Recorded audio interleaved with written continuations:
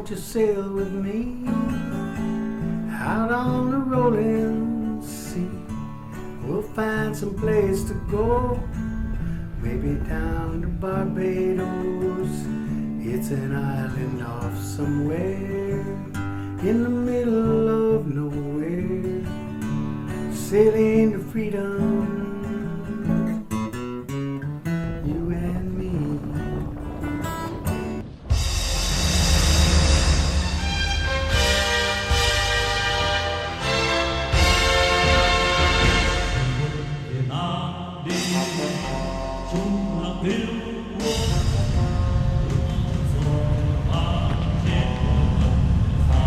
Welcome to Ho Chi Minh City. It's bloody hot.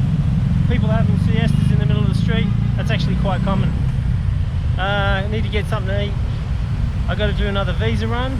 So I'm in Ho Chi Minh City for an extra day. So I thought I'd show you some more culture. You know my channel, it's all about culture. Freshly squeezed orange juice, $1. Right in the street, handmade right there. When I was in Europe, when I was in Venice, I think it was €6. Bugger me. Whoa, I sense culture coming up, people. This is the Remnants Museum. Nothing but culture here, people. Army. Get you to experience culture. Join the army. Tour the world. Visit interesting cultures. Meet interesting people. And then kill them. $3 paid and I am in. I spare no expense, people, as you know, on sailing into freedom. Nothing but drugs, lots of alcohol, resort apartments and whores. Oh no, wait, that's another sailing channel. I'm like a kid in a candy store, people. I don't know if you know this, but I've read about, well, more than 1,000 books on war. Mainly World War II and just recently Vietnam. I've done a lot of the Israeli wars. But this is going to be bloody great. This is the UH-1 Iroquois, also known as the Huey. First combat use in 1962 in Vietnam. Over 7,000 deployed to Vietnam, with 3,000 being wrecked, both in action and accident. Typically 2 pilots, just in case one got shot. Only needed 1 pilot to fly though. A crew chief and 1 or 2 door gunners with M60 machine guns. And around 10 troops with gear, although most pilots would cut that back. It cruised around 200 kilometers per hour, and with its extreme versatility meant that if you were wounded, you could be back in hospital in an hour. There are some amazing books on search and rescue and medevac during the Vietnam War. I urge you to read them. I wonder if I can get me one of these.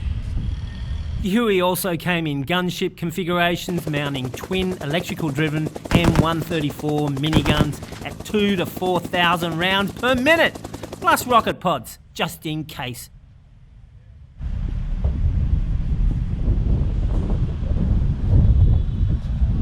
From what I remember about all the pilots' testimonies, the only real armed plating was the pilot's seat. Everything else is really thin, so the rounds you just go straight up through them. And the gunners and the crew chief, he used to be sitting inside. They used to sit on flak jackets. Utility transport, medevac, troop insertion, extraction, cargo lift, gunship escort, and search and rescue. I didn't know the blades were so big. Look at the cord on that. I didn't realise it was so big.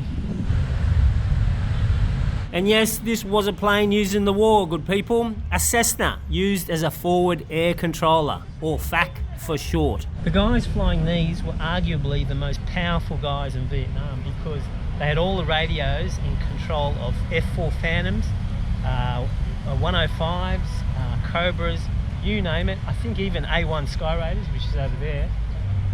These guys, which fly really low, and the enemy would shoot at them, and they go, all right, and then they mark for the enemy with these Willie Peter white phosphorus rockets, and then they bring in the Phantoms or God knows whoever and just obliterate that area. Precautions to eliminate needless casualties should be taken whenever possible. One example of how this can effectively be accomplished is the Air Force's practice of carefully marking targets so they can be hit with pinpoint accuracy. I think in the very beginning, before they had the white phosphorus on rockets, the guys used to open the window and throw out smoke grenades and mark the targets that way, and then call them the F4s and the F105s. Pretty powerful guys. If you haven't read anything about the Ravens, read about the Ravens. These guys had really big balls, unbelievable, and it was a secret war in Laos. I mean, that's a great reading. Read it, people. Look it up, the Ravens. Here are a few of the Ravens, with Lloyd Van C being one of the very first. My favourite Raven is Mike Kavanagh here. He has some great stories like this one. I had man against gun, eyeball to eyeball. Gave me a call. He says, one of my guys is down, and he gave me the location. I came into the valley where this guy got shot down, and I got surprised by 14.5 fired over the top of me, and I was lucky. I was all armed up, and I was ready to go, and I was used to a 14.5. It was rapid fire, and they have a burst about 4 or 5 seconds. It's several hundred rounds, but then they would pause before they could hit another magazine or before they could fire again. So I took advantage of the pause, and by his tracers gave me his location perfectly. And my first burst of a 50 cal hit boxes of ammo that were right next to the gun position. And that fireball was the last we heard of that gun. The fireball plumed up, and I kept going straight into the target and fired some more rounds into where the gun was, and then pulled off, and that was the end of the gun. This is an 01 Bird Dog accompanied by a T-28, which is a faster FAC, used by the Ravens also, so the FACs would shoot a rocket of white phosphorus at the target, which would stand out like dog's balls amongst the jungle canopy, and then the jets with large payloads, or even the old prop-driven A1 would come in and destroy the target, with bombs, napalm, rockets, or strafing.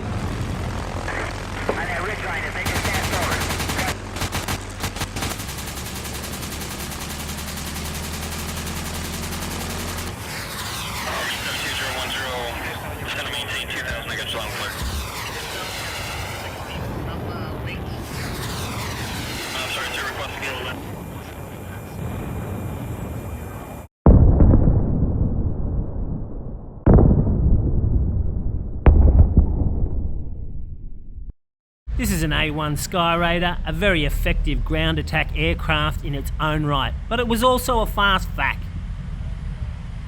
As you can see by the number of these hard points, they could carry literally a load of ordnance, 3.6 tonne on this little plane. It's a pity they don't have a Cobra here. I would have liked to see one of those. But apparently the Cobra was modelled on the Huey. They just made it much thinner, and they put pilot, not side by side, but pilot on top of each other. Well, in line.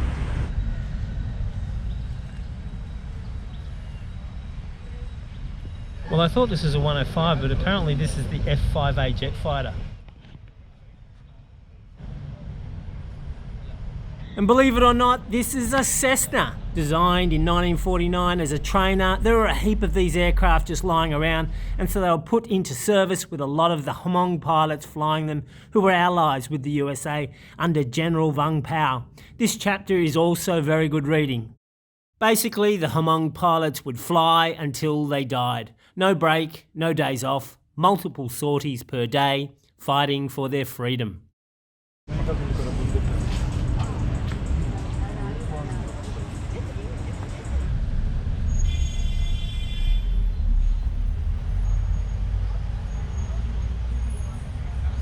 I just can't believe the size of it. I mean, I've seen the videos on YouTube, I've read about them, but these are friggin' huge. I mean, look at the size of it.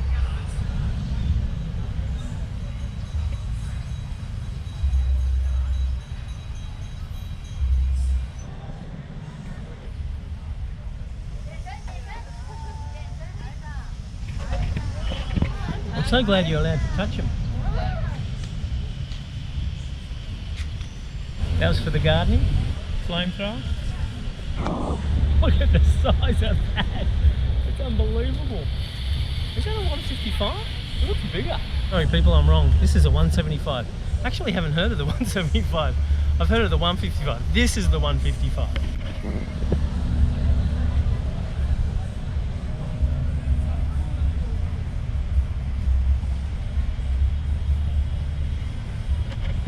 So no doubt the 175 used to shoot an even bigger projectile, even further.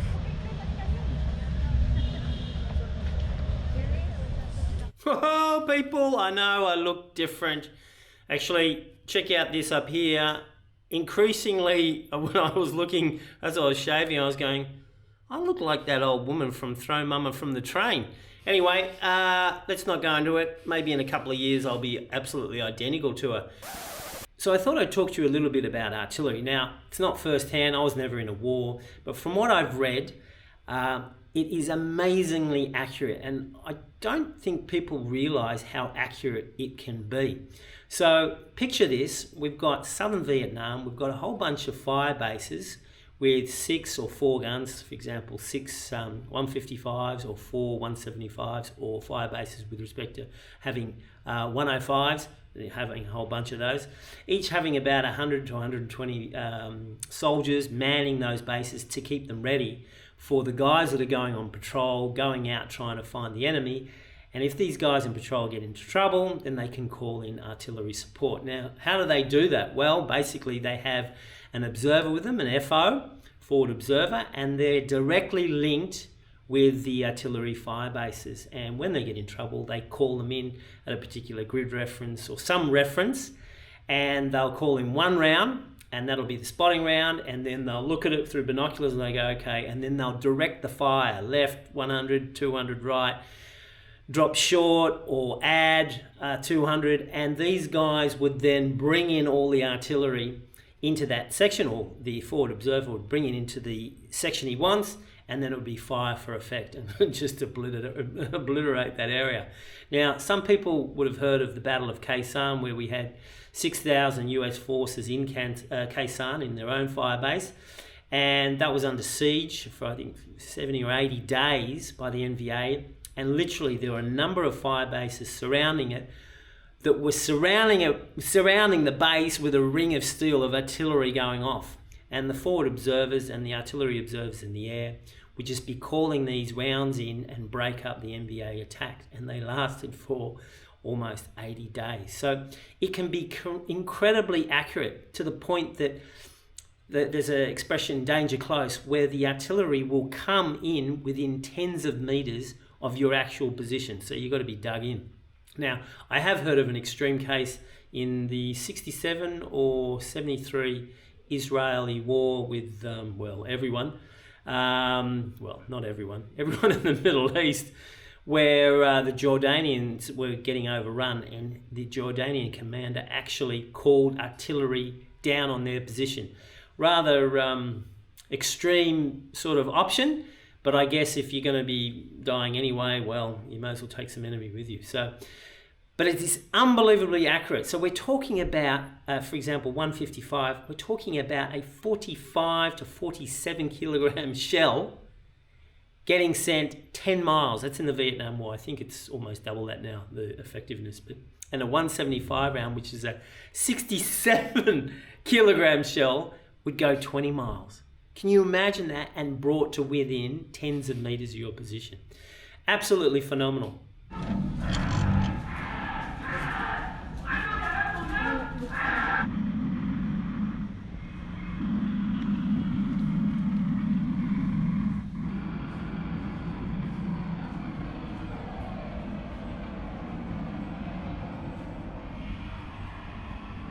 And finally, we have some French colonial rule control devices, a bit like ankle monitors nowadays, except it goes around your neck for a few milliseconds only. Don't get me started on the French people, it will never end. Bart, you lazy sack of Belgian waffles, get your ass to attention. I'm a French captain now. All right, Captain Lukerski, no need to blow a gasket. Don't you dare sass me, you chocolate-dipped tech nerd. Look at that tank over there, look, gleaming like a goddamn war machine of destiny. Yeah, it's a big-ass tank. What do you want me to do? Polish it with my tears? No, you sarcastic corporal, I want you to clean the rear-view mirrors. They're filthier than your browser history. We always need our rear-view mirrors clean. Rear-view mirrors on a tank? Are you shitting me? Do I look like I'm shitting you, Bart? Get to it before I lose my goddamn mind. Fine. I didn't know you needed to keep an eye on the enemy. Get to it, you bum. Now, there is more of the War Museum to see. There's a lot of photos and captions and explanation, but it's definitely from an MVA perspective or a Vietnamese perspective, because we're in Vietnam. And so I'm going to save that for a Patreon episode. I'm not trying to hide anything. It's certainly a different point of view. And I guess many of you people out there wouldn't like it. I know when I was reading, I was going, but I can't say too much about that, people, because I want to get my boat out of here. But anyway, I hope you're doing well. I'll see you next time.